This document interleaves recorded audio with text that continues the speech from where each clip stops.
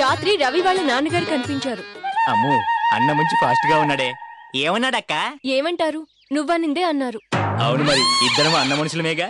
తన బిడ్డని మార్చమని చాలా ప్రాధాయపడ్డారు. చాలా బాధగా ఉంది చిన్నస్వామి. ఏంటో ఆయన చూస్తుంటే చాలా జాలనిపిస్తుంది.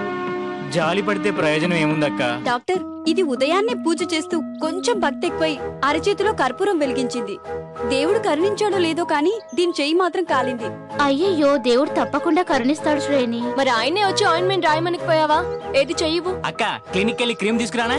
అక్కర్లేదులే, నా దగ్గరే ఉంది. చిన్నస్వామి, డాక్టర్ అమ్మ దగ్గర పనిచేస్తున్నావా? మంచిది. ఇలా 2-3 ఏళ్లు పని నేర్చుకుని మీ ఊరెళ్ళి వైద్యం చేసుకో. మా ఊళ్ళో కామేశ్వరరావు నీలాగే. వెంకీ, ఊరుకో. సారీ డాక్టర్, ఇది ఉట్టి పల్లెటూరు మొద్దు.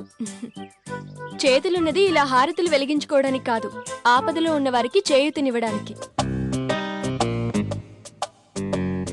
ఏమైంది? క్లాస్ లో ఎవరైనా లెక్చరర్ కొట్టారా? పనిచేసుకో. చూసుకోవడానికి ఏం లేదు, అన్ని పనులు పూర్తయ్యాయి. నీ పని బ్యాలెన్స్ ఉంది. ఏంటి కొడతావా? ఇదిగో సుభాష్ని, ఇది మంచి పద్ధతి కాదు చెప్తున్నా. అరే, నేనేమన్నాను బావా? ఏ బావా జావా అంటూ వరుసలు కలుపుకో, నాకు తిక్క రేగుద్ది. బావంట బావా.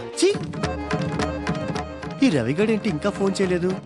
గౌతమి గొడవలో పడి మర్చిపోయాడా ఏంటి? ఏంటి ఆలోచిస్తున్నావు? ఆకలేస్తోందా? అన్నం పెట్టనా? ఇంత విషం కలిపి పెట్టు, సహపద్ధ భోజనం చేద్దాం. పేడ వదులుద్ది. కొంచెం ఓవర్ అయినట్టు నీకు అనిపించట్లేదా? ఏంటి ఓవరు? నా ఇష్టం. అయినా నువ్వు సోదాపి చెప్పు, భోన్ చేస్తావా? తినే వచ్చా. సారీ సార్, లేట్ అయింది. సర్లేవయ్యా, నీ వల్ల ఎంత టైం వేస్ట్ అయిందో తెలుసా? ఈ టైంలో నేను 15,000 సంపాదించేవాడిని. ఇలా ప్రతిదాన్ని డబ్బుతో చూడబట్టేరా నీ ఇద్దరు పిల్లలు నిన్ను వదిలేశారు. పిల్ల బంగారం, మనసు మేలిమి బంగారం. ఇక వయసు అంటారా 22. ఇక ఎవరంటారా స్వయాన నా చెల్లెలు బాబు. అయ్యో, నా చెల్లెలంటే నాలా ఉండదు బాబు, మెరుపు తీగ అనుకోండి. మీకు నచ్చితేనే చేసుకోండి. సరే బాబు, నేను వెళ్తా. ఎక్కడికి? చక్ర శోభనాద్రి గారి దగ్గరికి. ఆయనకు వారసులు లేరుగా, ఆయన కూడా మీకు మళ్ళీ. ఆగు, అవసరం లేదు. ఇదిగో ఈ 10,000 ఉంచు, తర్వాత అన్ని విషయాలు మాట్లాడుకుందాం. అలాగే బాబు. జాఫర్ చచ్చిపోయాడు సార్. జాఫర్ చచ్చిపోయాడా? ఎప్పుడురా? మేడం గారు ఇప్పుడే చెప్పారు సార్. అవును చిన్నస్వామి నాన్న, నీ అంత వినయవంతుని చూడలా. ఓ పంచే, జాఫర్ ప్లేస్ లో ఎవరో ఒకళ్ళు పెడదాం కానీ వార్డెన్ గా చేస్తావా? జీతం 25,000 నాన్న. ఏం మరి చేస్తావా? చేస్తాను మేడం. ఏ హాస్టల్లో మేడం? ఇదే హాస్టల్ నాన్న, రేపు ఉదయం వచ్చి జాయిన్ అవ్వు. ఇక్కడ మరి సారు? ఈసారి కూడా జాఫర్ లాగా ఈ రాత్రికి చచ్చిపోతాడు నాన్న, నువ్వు వచ్చి ఉదయాన్నే జాయిన్ అవ్వు. చూడు మిసెస్ కాదంబరి రాహుల్, నువ్వు ఆడదానివని చెప్పి వదిలేస్తున్నాను. కాసేపు మగాండు అనుకుని ఏం చేస్తావు అది చేయి ఫండు. మీతో మాట్లాడడం కన్నా బుద్ధి తక్కువ పని ఇంకోటి ఉండదు. అసలు ఎందుకు వచ్చావు చెప్పనే లేదు. రాత్ర తెంగరోడు నిరంజన్ ఫోన్ చేస్తే నేనెవరో తెలియదన్నమాట. వాడు రాత్రి నన్ను నాతో చాలా బ్యాడ్ గా బిహేవ్ చేశాడు. అందుకేగా నాకు తెలియదన్నా. ఇదిగో చూడు, ఇలా కష్టాలనేటివి అందరికి ఉండేటివే.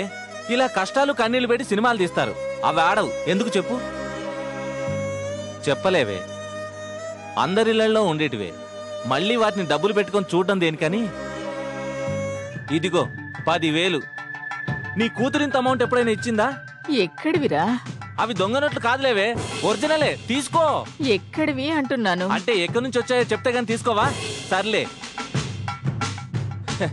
చూసావా, డబ్బును చూసేసరికి ఎక్కలేని శక్తి వచ్చింది.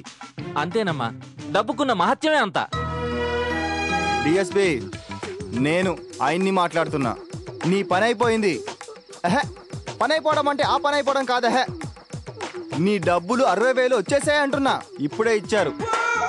రేపు ఉదయం టీ కొట్టు దగ్గరికి వచ్చి ఇచ్చేస్తా, ఓకేనా? ఇంత చిన్న విషయానికి థ్యాంక్స్ ఎందుకయ్యా. ఉంటాను. చూడు బ్రదర్, ఇంతలా భయపడడం మగాడి లక్షణం కాదు. Be brave man, be brave like Einstein. వస్తానన్నా.